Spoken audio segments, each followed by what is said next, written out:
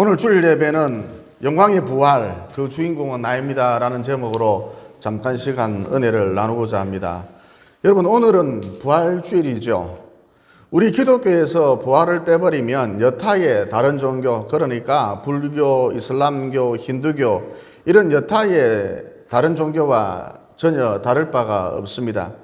그러니까 우리 기독교에만, 독특하게도 우리 기독교에만 부활이 있기 때문에 우리 기독교를 가리켜서 여타의 다른 종교와는 달리 우리 기독교를 가리켜서 생명의 종교다, 그런다는 것입니다. 기독교의 별명이 무엇이냐? 생명의 종교다라는 것이죠. 그런데 어떤 분이 말을 하기를 기독교 교리 대부분을 인정하고 믿을 수 있겠는데 부활만큼은 못 믿겠다. 그러면 이분은 왜 이럴까요? 여러분, 어머니가 나를 낳아주신 걸 믿지요. 아버지가 나를 낳아주신 것을 믿지요. 어째서 믿을 수가 있습니까? 어머니가 아버지가 나를 낳아준 걸 봤나요? 보지도 못했죠. 그런데 어째서 믿을 수가 있나요? 내가 만들어지고 내가 조성되고 내가 태어나는 과정을 직접 본 사람은 아무도 없습니다. 그런데 어머니가 나를 낳아주신 것을 믿어요. 아버지가 나를 낳아주신 것을 믿어요. 추호도 의심하지 않고 믿어요. 신기하죠? 그러면 그 이유가 무엇일까요? 믿는 이유. 한마디로 어머니의 생명이, 아버지의 생명이 나에게 들어왔기 때문입니다.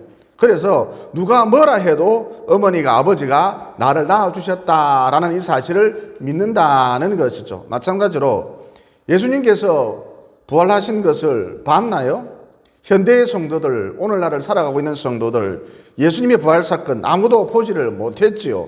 그런데 추도 의심하지 않고 믿고 있거든요. 그러면 그 이유가 무엇인가? 한마디로 나에게 예수의 생명이 들어왔기 때문입니다.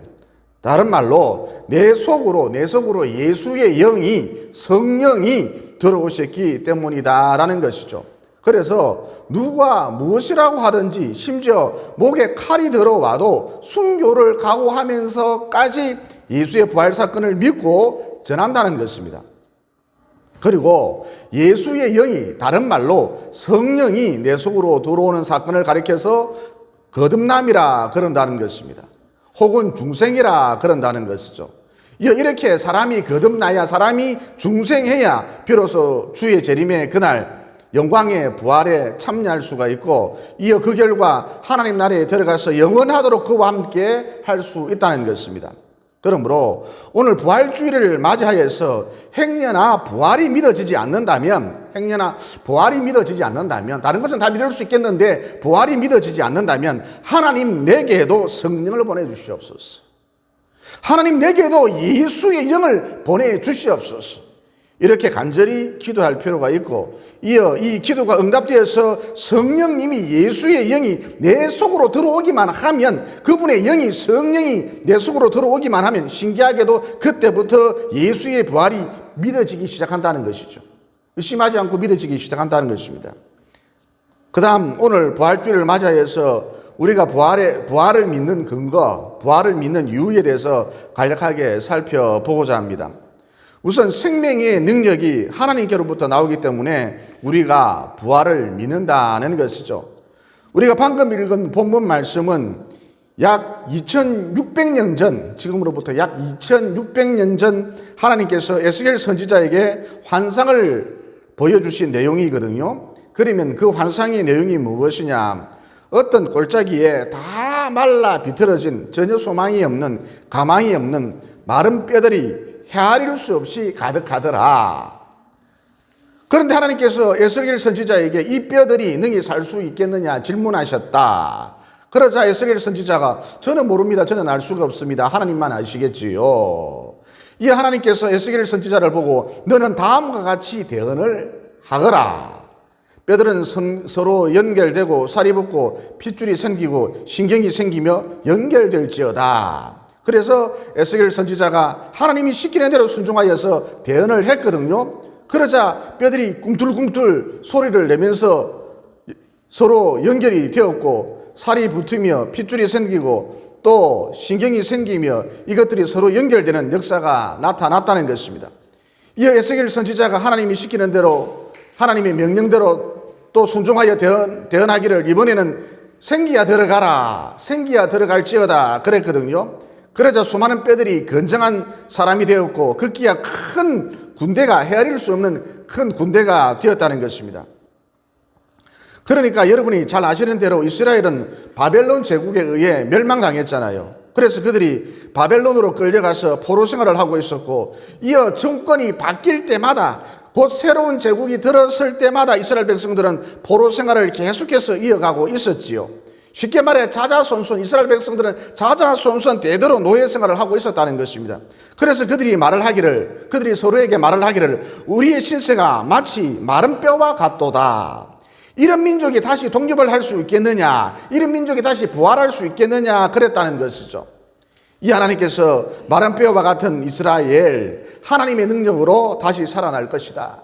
마른 뼈와 같은 이스라엘, 하나님의 능력으로 마침내 부활할 것이다. 이것을 에스겔 선지자를 통해서 환상으로 보여주셨다는 것입니다.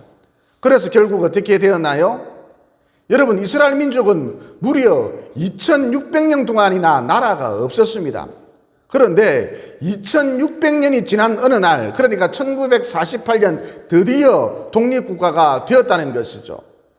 여러분, 2600년 동안이나 다른 민족의 지배를 받았다면 사실상 그 민족은 사라질 수밖에 없습니다.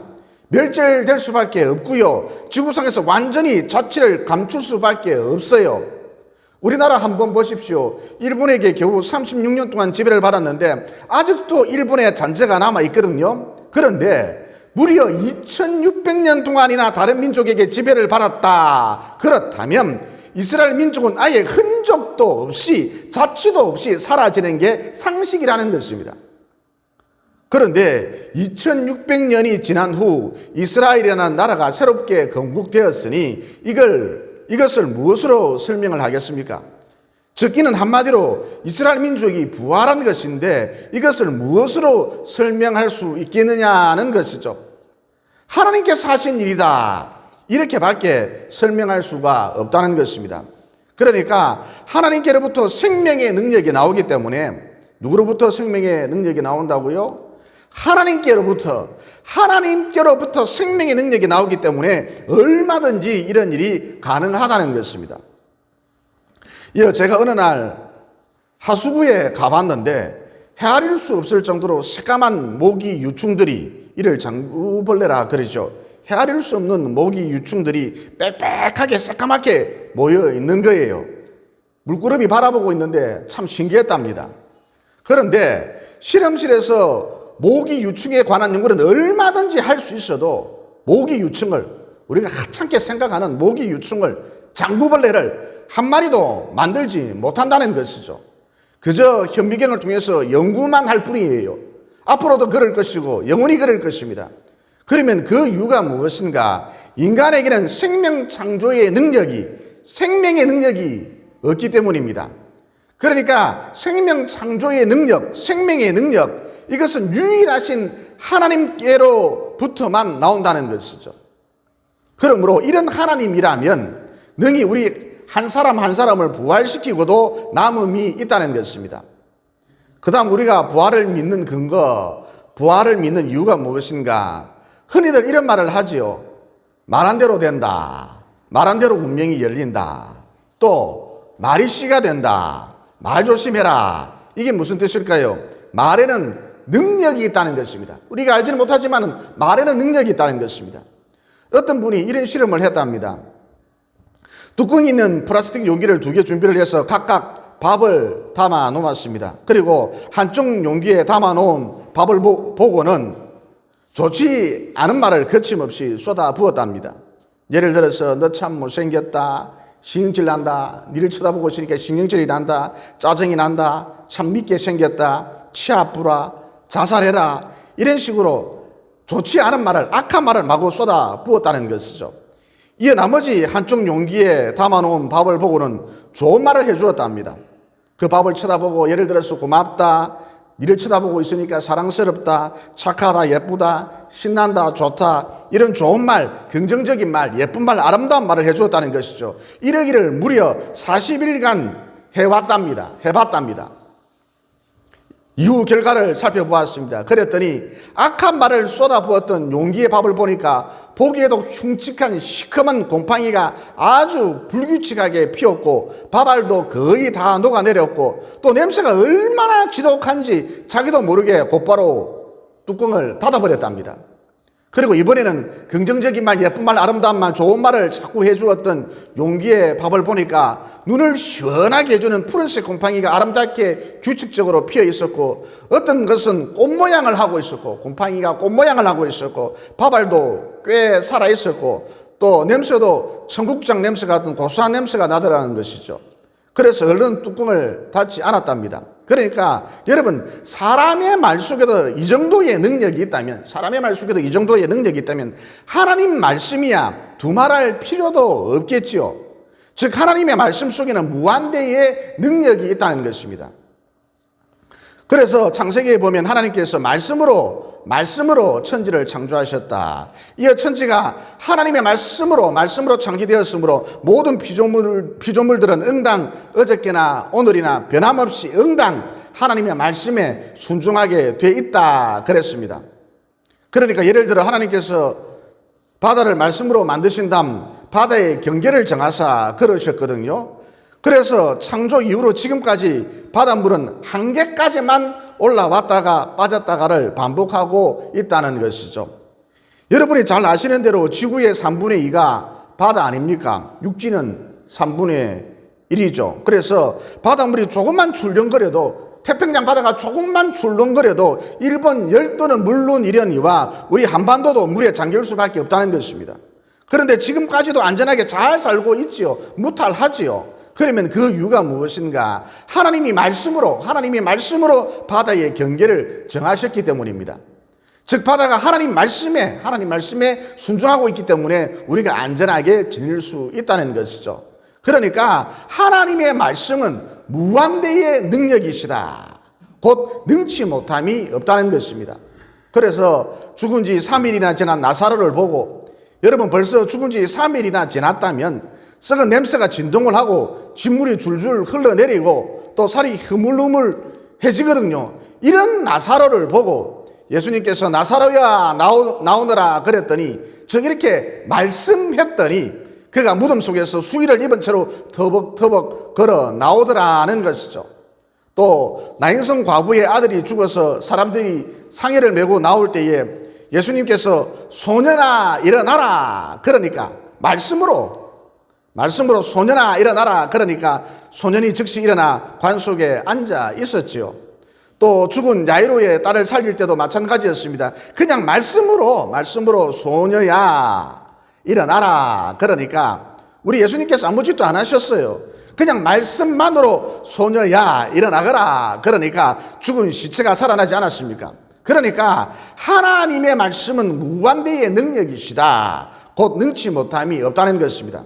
그러므로 마지막 날에 지구 종말의 때에 우리 주님께서 재림하실 그때에 주님께서 내가 너를 반드시 살리리라 그러셨는데, 마지막 날 하목사야 부활하라 그러면, 에스더 집사야 부활하라 그러면, 박 집사야 부활하라 그러면, 강 집사야 부활하라 그러면, 즉 우리 주님께서 이렇게 말씀만 하시면 그 말씀의 능력에 의해서, 무한대의 말씀의 능력에 의해서, 능치 못함이 없는 말씀의 능력에 의해서 부활하게 되어져 있다는 것이죠.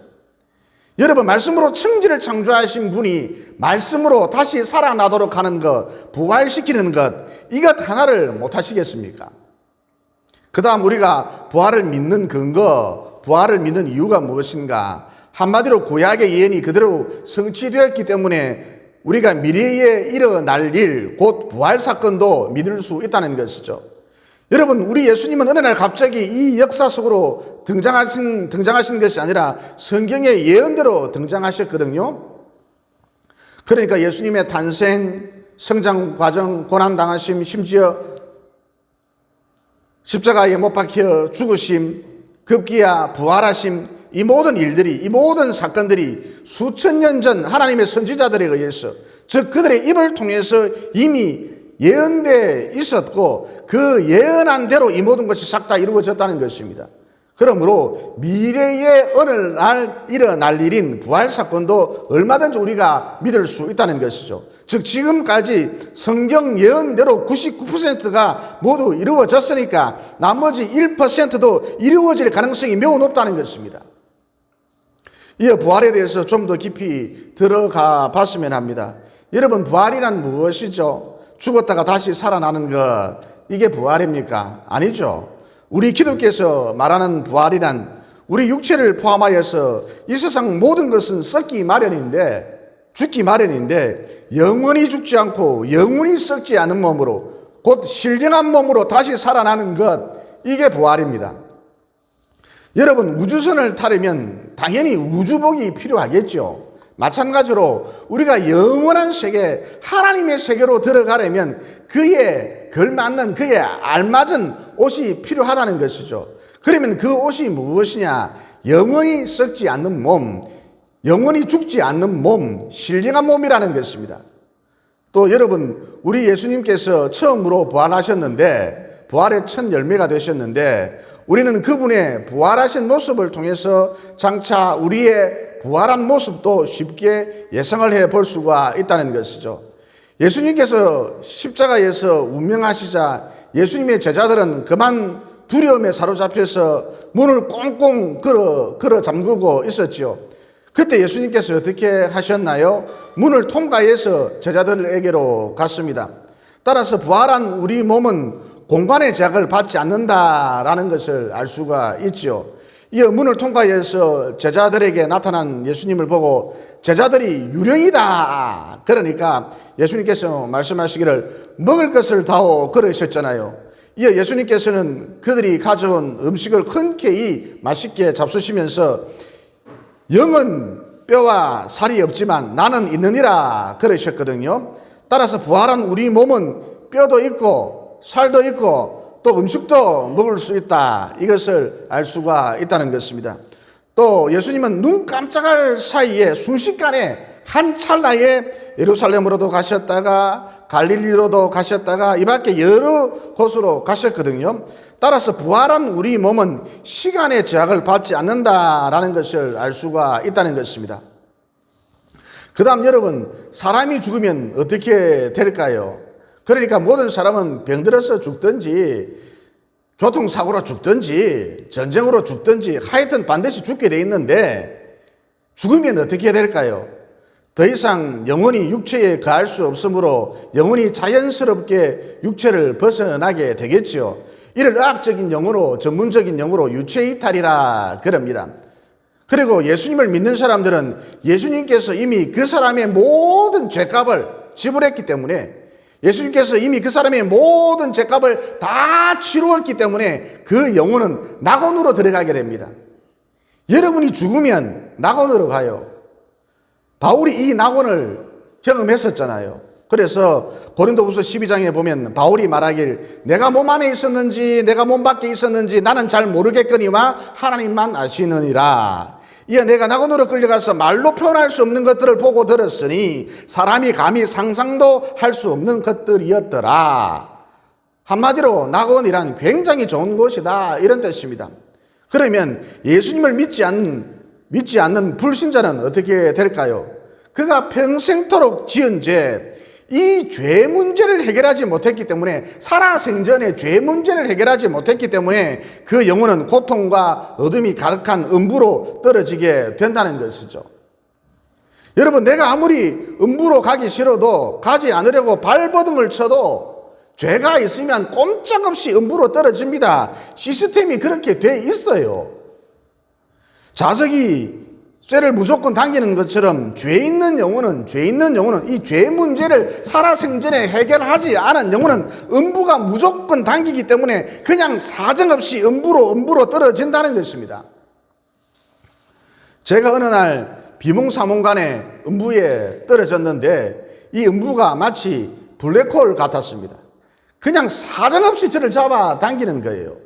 그리고 얼마나 세차게 빨리 잡아당기느냐, 비명을 지를 여유조차 없더라는 것입니다.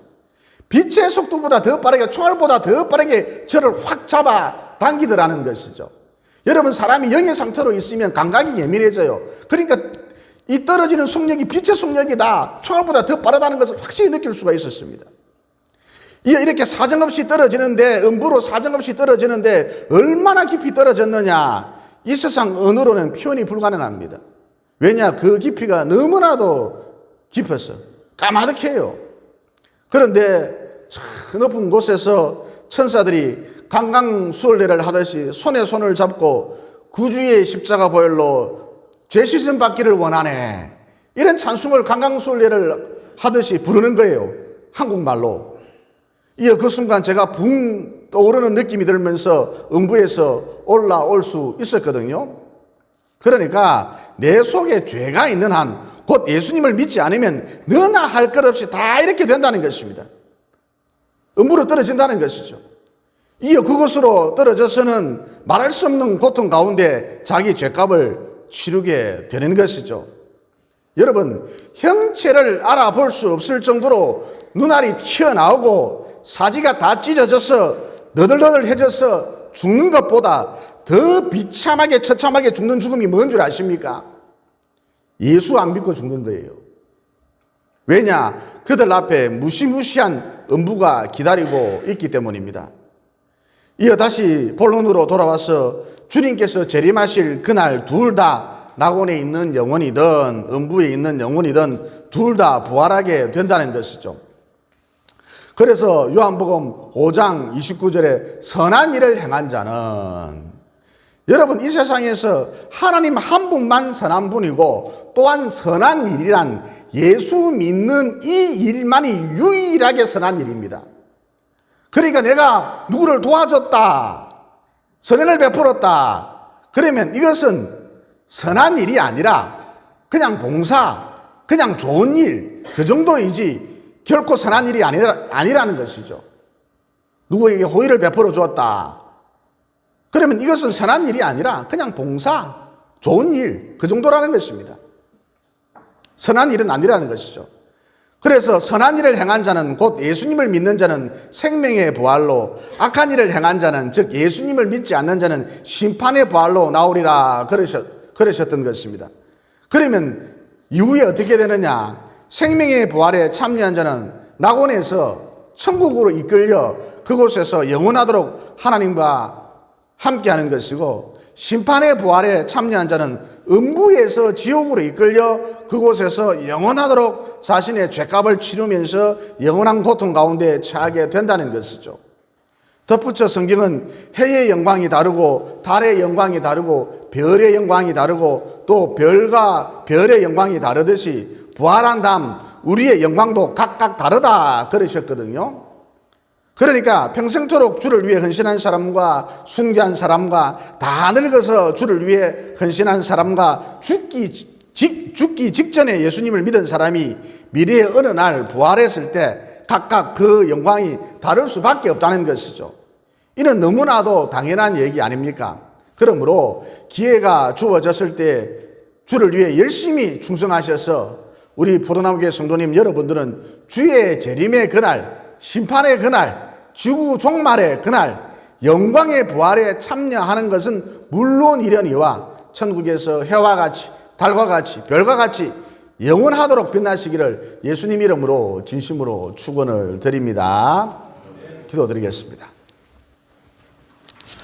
사랑의 하나님, 오늘 말씀을 통해 부활이 믿어지려면 내가 믿어야겠다, 그런다고 믿어지는 게 아니라 예수의 영이 내게로 오셔야, 성령이 내게로 오셔야 믿어진다는 진리를 깨닫게 되었습니다. 그러므로 아직도 부활이 믿어지지 않는 성도가 있다면 성령을 보내주셔서, 예수의 영을 보내주셔서 부활이 믿어지도록 도와주시고, 또 이미 부활을 믿고 있는 성도라면 예수의 영이 내게 오셨기 때문이다, 성령이 내게 오셨기 때문이다 라는 이 진리를 붙들고 항상 하나님께 감사하며 항상 하나님을 찬양할 수 있도록 도와주시옵소서. 그리고 우리 주님께서 재림하여 심판하시는 그날, 곧 부활의 그날, 해의 영광과 달의 영광과 별의 영광과 별과 별들의 영광이 다르듯이 성도 각자의 영광이 다르다는 진리도 깨닫게 되었습니다. 그러므로 남은 여생을 살아갈 때에 더 열심히 충성하고 더 열심히 기도하고 더 열심히 예배드림으로 부활한 나의 몸이 내 부활체가 더없이 영광스러워질 수 있도록 도와주시옵소서. 저 천국에서 별과 같이 달과 같이 해와 같이 영원하도록 세세 무궁하도록 빛날 수 있도록 도와주시옵소서. 사망 권세를 이기시고 3일 만에 부활하신 예수님 이름으로 기도드리옵나이다. 아멘.